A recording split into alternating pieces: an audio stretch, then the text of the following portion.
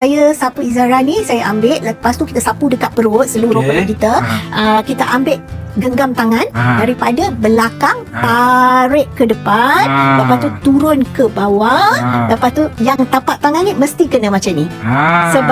Sebab pinggang kita, antara pinggang dan pinggul kita adalah di sini. Even kalau kita tarik ke bawah, yang lemak-lemak ni akan tarik ke bawah. Dan punggung kita sapu macam ni, terus ke bawah sebab memecahkan lemak-lemak kita. Automatik saya sapu-sapu dan saya tarik macam ni. Saya buat macam tu juga. Okey, Kak Zarina sapu satu hari berapa kali dapat hilang 10 kilo ni? Okey, 5 kali. 5 kali satu hari? 5 kali saja. Setakat ni apa yang saya sapu kat tangan saya rasa dekat perut saya dia serap terus. Dia tak melekit dan tak berminyak. Lepas tu Kak Zarina, bila Kak Zarina sapu, apa kesan yang Kak Zarina nampak terus instant? Okey, macam ni. Dia sapu dalam sekali saya sapu rasa macam belum saya nampak lagi.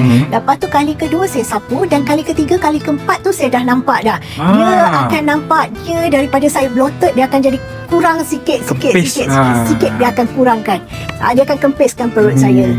Okey, lepas tu ada tak kesan lepas sapu tu kan? Rasa macam berpeluh. Ada tak pengalaman macam tu? Cuba cerita.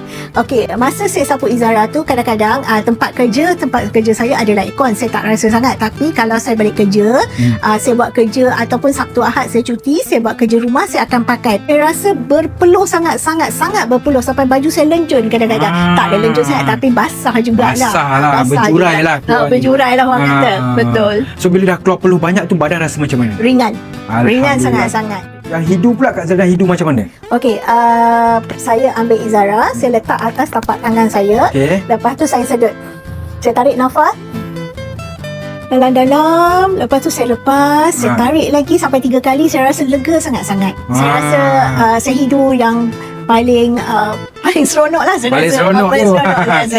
Sebelum saya makan, biasanya saya akan letak Izara di tepi saya. Okey. Yang itu saya kata, okey, saya akan hidu dia. Saya sedut. Okey, menyebabkan saya kurang makan. Makan maksudnya nafsu makan saya kurang. Makan saya tak macam dulu saya ambil makan macam berat-berat, macam satu pinggan nasi saya boleh habis. Yang ini saya makan saya rasa dah makan 3 suap ke, saya rasa 3 sudu 4 sudu macam tu, saya rasa dah kenyang. Mungkin saya rasa serum ni membantu untuk saya kurang selera makan. Betul. Okey.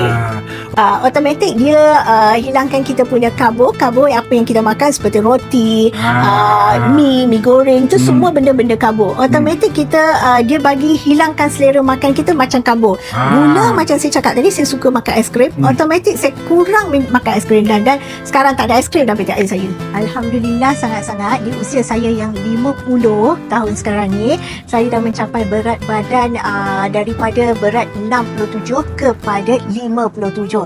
Alhamdulillah. 10 kg. Alhamdulillah sangat. Wow, hilang 10 kg. Ya, 10 kg. Alhamdulillah. Kalau boleh saya nak capai dalam berat badan S. Kalau dapat saiz S, saya nak dapatkan saiz S. Amin. Okey, sekarang ni dah pakai saiz apa sekarang ni? Okey, saiz M.